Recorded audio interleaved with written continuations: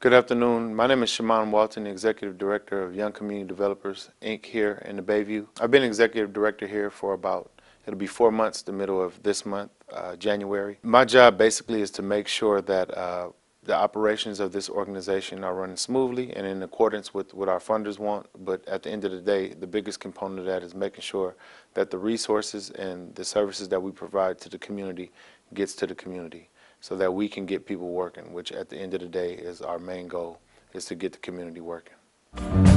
And never let anybody say, boy, you can't make it, cause a feeble mind is in your way. No more tears do we cry, and we have finally tried our eye. One of the things that people have to remember is the local mandatory hiring legislation. One is with construction projects related to funding that will come through the city. And so one of the things, we have a history of working with the community and making those connections within the construction industry for journeyman apprenticeships, mainly apprenticeships, and we will continue to focus on providing those opportunities for the people in this community. We're going to work with other groups. We're part of the Southeast Jobs Coalition, as well as working with other groups throughout the city to make sure that we get our folks ready by the training and the services that we've been providing for years. So we know originally when community groups were sitting down with Supervisor Avalos and they started to get prepared to construct the local mandatory hiring legislation, 50% local hire was the goal, and everybody wanted to be 50% from day one. We understand the high unemployment rate, not only in our community here in the Southeast sector, but in San Francisco as a whole. We also understand that a lot of the billions of dollars of opportunity come into San Francisco, so we want to make sure that folks that reside here have first crack at these jobs and these positions that will become available. And what really happened is the reality of how things work, as well as, you know, trying to find a balance for something that could successfully pass. We know that the previous good faith efforts didn't work as well as we wanted them to, and so that we needed something mandatory. So, you know, in terms of cooperation and getting to a goal that was going to actually make sense to where the legislation could pass through the entire board, the percentage decreased. It went from 50 to 25%. We actually went from 50 to 30%. Then when we got closer to finalizing the legislation, it was at 25%. And then finally, when the legislation was actually introduced, we got to 20%. But I think also what people have to understand is, one, 20% is the goal for the immediate year. Then the next year will go up to 25%. Then the next year goes up to 30%, and so on until we get to 50% in a few years. So the original intent of getting 50% mandatory is still in place. It's just going to take us a little bit longer than we actually wanted it to happen. So we also have to look at it, the fact that, you know, it is a positive and it is a win for people who need to work here in San Francisco, because before we had 20% local mandatory hiring, we didn't have any percentage of local mandatory hiring. So it's a start. Am I disappointed with the fact that we went from 50 all the way down to 20%? Definitely, but I do see it as positive as we move forward. And if you look at the timeline in terms of the opportunities and the development that's going to be coming to the city over the next couple of years, it gives us also time to increase the skill sets of the population of San Francisco. So to get people trained, to get them the education that they need, to get them the certifications and everything that they need to actually be able to take advantage of these forthcoming opportunities. Because we want to make sure that with every opportunity that's coming, that we actually have people that are qualified to jump in there and take these positions and take advantage of these opportunities. So I see it as a positive. I definitely wish that the percentage of local mandatory hiring numbers did exceed 20%, especially during this heavy time of unemployment for people in San Francisco and in the country in general. But again, 20% is a start, and hopefully it will prove fruitful as we move forward to get to the 50% in a few years. And everybody knows the truth, we just keep on pushing, like your leaders tell you to. At last that blessed day has come, and I don't care where you come from. So one of the things we're doing since I've been on board, is focusing on new and improved strategies of outreach within the community. We're going to each of the public housing units in the Bayview and letting them know about the services that we provide. We've already been to Alice Griffith. We did an event in Huntersview. And basically at both events, we let them know the services that YCD provides, as well as the opportunities that are coming forth to residents of San Francisco, particularly residents in the Bayview Hunters Point community. We will continue to do that. We have a scheduled event to do the same thing at Harbor Road in Kiska, February 26th, and we'll continue with Oakdale and going forward, and then expand the same strategy and same services to the broader San Francisco community as well, because we're aware of the isolated communities in the 94134 and 94107. In addition to the meet and greets, of course, we have education and employment specialists that provide outreach to the community on a weekly basis, in some case every other day, depending on the task of each education and employment specialist.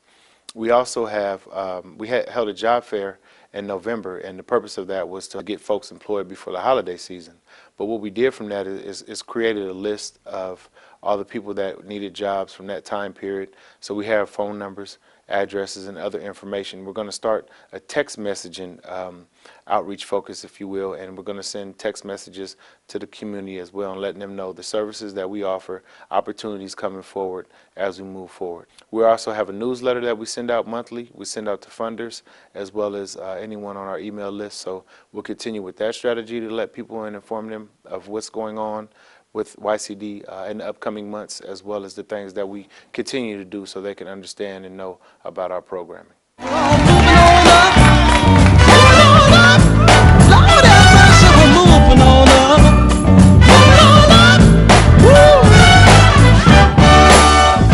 It really depends in terms of what services someone needs that we offer here at YCD. We let them know that we have orientation on Tuesdays. That's where the first step is. You come down to our orientation.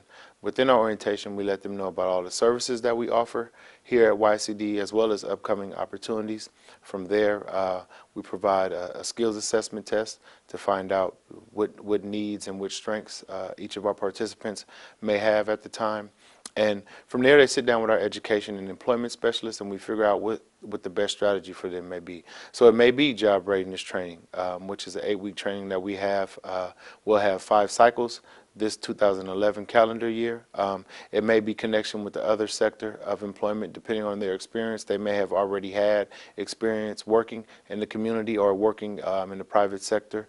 And we'll make a connection to other sector academies. It may be Train Green, it may be Health, it may be City Build Academy, just depending on the level of skill set of each individual that we do an assessment with. And our education and employment specialists are working very hard to assess these individuals and see what they need so that we can make sure that we connect them with the best opportunity for them.